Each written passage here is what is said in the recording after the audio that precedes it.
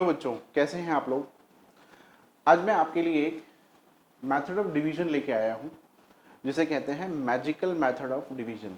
आप देख पा रहे होंगे यहाँ पे जो हेडिंग है magical method of division. Magical method means something which can be done in a fraction of seconds just by clicking. बस क्लिक किया और वो हो गया। देखिए, जो मेथड ऑफ डिवीजन मैं बताने वाला हूं आपको, ये मेथड ऑफ डिवीजन है जब हम किसी भी पॉलिनोमियल को किसी भी पॉलिनोमियल से डिवाइड करेंगे। कोई भी पॉलिनोमियल आप ले लीजिए और किसी भी पॉलिनोमियल से हम डिवाइड करेंगे, तो जो मेथड ऑफ प्रोसेस है वो स्टेप बाय स्टेप कैसे होगा। पहले मैं एक पॉलिनोमियल लेता हूं x cube minus 6x² plus 11x minus 6। ये कोई भी एक पॉलिनोमियल है, डिग्री 3 है, आप देख पा रहे हो इसमें x की हाईएस्ट पावर 3 है। तो ये जो पॉलिनोमियल है ये डिग्री 3 की है, 6x² 11x माइनस 6। और नीचे फॉर टाइम बीइंग, मैं इसको स्टेप बाय स्टेप आगे समझाऊंगा आपको। फॉर टाइम बीइंग मैंने एक लीनियर पॉलिनोमियल ले लिया। नीचे we have taken a linear polynomial. तो मैं एक क्यूबिक पॉलिनोमियल को एक लीनियर पॉलिनोमियल से डिवाइड कर रहा हूं और डिवीजन का आपको एक ऐसा स्टैंडर्ड, ऐसा यूनिक मेथड बताने वाला हूं जो कि मैजिकल मेथड कह सकते हैं। This is like a magic which will save your time as well as reduce your errors. आपकी जो एरर्स होंगी ना उसको भी रिड्यूस करेगा। सर कैसे? देखो, जो नॉर्मल मेथड अभी तक आप लोग पढ़ते थे उसमें हम क्या करते थे कि हमने x cube minus 6x² plus 11x minus 6 ऐसे लिख लिया, यहाँ पे x माइनस 2 लिख दिया। x से जब इसको डिवाइड करेंगे तो x² कोएफिशिएंट x² लिखेंगे, मल्टीप्लाई करेंगे, ये सब। तो ये एक कहीं ना कहीं लंबा प्रोसेस था। अब देखो फिर डिवाइड ऐसे करेंगे, ये -4x² plus 11x and so on.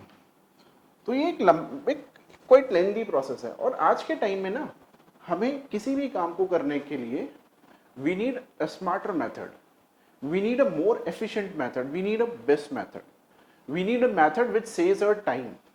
आज के टाइम में जो कॉम्पिटिटिव एनवायरनमेंट है, कॉम्पिटिटिव एनवायरनमेंट में इट इज इंपॉर्टेंट कि आप क्वेश्चन करो, but it is more important कि उस क्वेश्चन को आप डिफाइंड टाइम में करो। अगर मान लीजिए कोई क्वेश्चन है किसी भी कॉम्पिटिटिव एग्जाम में आ गया, कहीं भी कोई भी एग्जाम्स, मान लीजिए 10th में एनटीएससी आता है, एनटीएससी में ही आ गया। अब उस क्वेश्चन का एक डिफाइंड अलॉटेड टाइम होता है, 3 मिनट होते हैं या 4 मिनट होते हैं, एग्जाम्पल के तौर पे ले लेते हैं।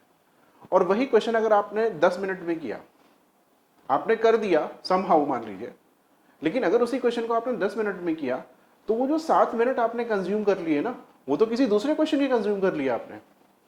और जब दूसरे क्वेश्चन के टाइम कंज्यूम कर लिया तो डेफिनेटली दूसरे क्वेश्चन को, जो कि हो सकता है इस क्वेश्चन से ज्यादा इजी हो, उस क्वेश्चन को करने का टाइम ही नहीं मिला हमें। क्यों? क्योंकि हमने जो पहला क्वेश्चन किया है वो हमने एक डिफाइंड अमाउंट ऑफ टाइम से ज्यादा में किया है, तो कहीं ना कहीं हम घाटे में चले गए। तो हमें इस चीज का विशेष ध्यान रखना है कि हमारे पास जो मेथड्स हो, हम जिस कॉम्पिटिटिव एरा में हैं उसमें हमारे जो भी मेथड्स हो, they must be perfect, they must be time efficient and they must be magical. तो मैं उनको कहता हूं मैजिकल मेथड्स ऑफ डिवीजन। अभी मैं मैजिकल मेथड्स ऑफ डिवीजन बता रहा हूं, मैं आगे आने वाली सीरीज में बहुत सारी मैजिकल चीजें आपको धीरे धीरे एक्सप्लेन करूंगा। उनके हैंडल करने के जो तरीके हैं उनको मैजिकल वेज में बताऊंगा कि उनको मैजिकली हम कैसे हैंडल कर सकते हैं। पहले अभी हम बात करते हैं division of a polynomial by any polynomial जहां पे मैंने एक लीनियर फैक्टर लिया हुआ है। आई होप आप समझ पा रहे होंगे कि मैं आपको किस डायरेक्शन में ले जाना चाह रहा हूं। मैं आपको आपका टाइम सेव करने के लिए कुछ यूनिक चीजें बताने की कोशिश कर रहा हूं। तो अब मान लीजिए कि हमें यह पॉलिनोमियल दिया गया है x cube minus 6x² plus 11x minus 6। नीचे एक लीनियर पॉलिनोमियल है x माइनस 2। नीचे वाला जो पॉलिनोमियल है उसको जीरो करेंगे, मतलब नीचे वाले पॉलिनोमियल के रूट्स निकालेंगे। रूट्स कहते हैं इनको, जीरोस भी कहते हैं। These are also called as zeros।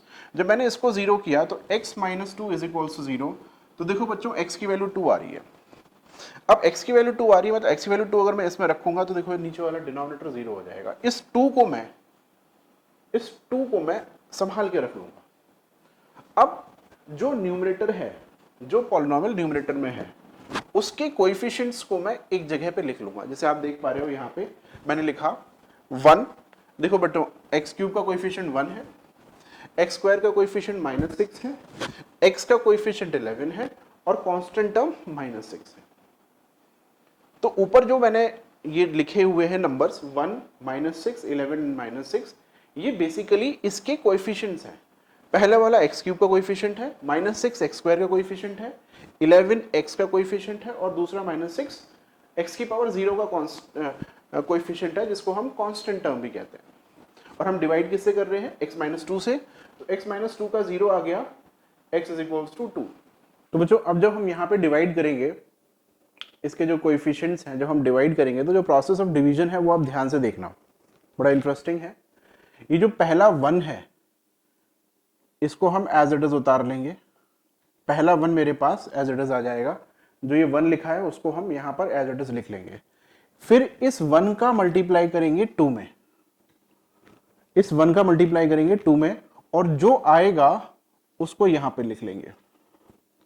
1 का मल्टीप्लाई किया 2 में और यहाँ पे 2 आया, यहाँ पे लिख लिया। अब ये जो 2 है और ये -6 इन दोनों को ऐड करेंगे तो -6 + 2 दिस इज -4। -4 का फिर से मल्टीप्लाई करेंगे 2 में और फिर से जो आएगा उसको हम फिर से यहां पे लिख लेंगे -8। फिर से 11 को -8 में ऐड करेंगे, 11 को -8 में ऐड करेंगे। तो जब 11 को -8 में ऐड करेंगे तो मेरे पास 3 आएगा। 11 + -8 दैट इज 3। इस 3 का मल्टीप्लाई फिर से 2 में करेंगे और 2 का फिर से जो आउटपुट आएगा 3 × -2 ये 6 आ जाएगा। 3 × 2 is 6। 3 का मल्टीप्लाई 2 में करेंगे 6 आ जाएगा और 6 + -6 दिस इज 0। अच्छा अब देखो बच्चों, ये 1 है, ये -4 है, ये 3 है। जब हम एक क्यूबिक को एक लीनियर से डिवाइड करेंगे, जब हम एक क्यूबिक को एक लीनियर से डिवाइड करेंगे दैट मींस कि ऊपर जो न्यूमरेटर में एक्सप्रेशन है वो क्यूबिक है और जो डिनोमिनेटर में है वो लीनियर है। जब हम क्यूबिक को लीनियर से डिवाइड करेंगे तो ऊपर डिग्री 3 है, नीचे डिग्री 1 है, तो मेरे पास जो भी क्वोशिएंट आएगा, जो भी आउटपुट आएगा वो क्वाड्रेटिक का आना चाहिए। और वो क्वाड्रेटिक का जब आएगा तो उस क्वाड्रेटिक में x² का कोएफिशिएंट 1 होगा, उस क्वाड्रेटिक में x² का कोएफिशिएंट 1 होगा। ये जो 1 है x² का कोएफिशिएंट होगा, x का कोएफिशिएंट -4 होगा, x का कोएफिशिएंट -4 होगा। ये जो -4 है ये x का कोएफिशिएंट होगा और कांस्टेंट टर्म 3 आएगा, और कांस्टेंट टर्म 3 आएगा। तो मेरा जो आउटपुट आएगा वो आएगा x² - 4x + 3। तो मैं इसको लिख दूंगा, मेरे पास जो आंसर आएगा वो आ जाएगा x² - 4x + 3। फिर से समझना एक बार, जो 1 है वो मैंने एज इट इज लिख लिया, 1 का मल्टीप्लाई 2 में किया और जो आउटपुट आया वो यहां लिखा। 1 × 2 is 2। -6 को 2 में ऐड किया तो -4 आया। इस -4 का मल्टीप्लाई फिर 2 में करेंगे और जो आउटपुट आएगा वो यहां लिखेंगे -8। फिर 11 का एडिशन -8 में करेंगे। देखो मैं यहाँ पे एडिशन लिख नहीं रहा हूं, ये तो आप लोगों को अपने दिमाग में रखना है कि यहाँ पे ये एडिशन हो रहा है। -6 + 2 this is -4, -4 × 2 this is -8, 11 + -8 this is 3, 3 × 2 this is 6, -6 + 6 this is 0। तो जो ये 1 है ये हाईएस्ट डिग्री का कोएफिशिएंट होगा, मतलब x² का कोएफिशिएंट 1 होगा। यहाँ पे देखो कुछ भी नहीं लिखा तो यहाँ 1 होता है। ये जो -4 है ये x का कोएफिशिएंट होगा और जो कांस्टेंट टर्म है वो 3 होगा, या यूं कह लो x की पावर 0 का कोएफिशिएंट 3 होगा। So this is how we can divide a cubic with the help of linear in this smart method.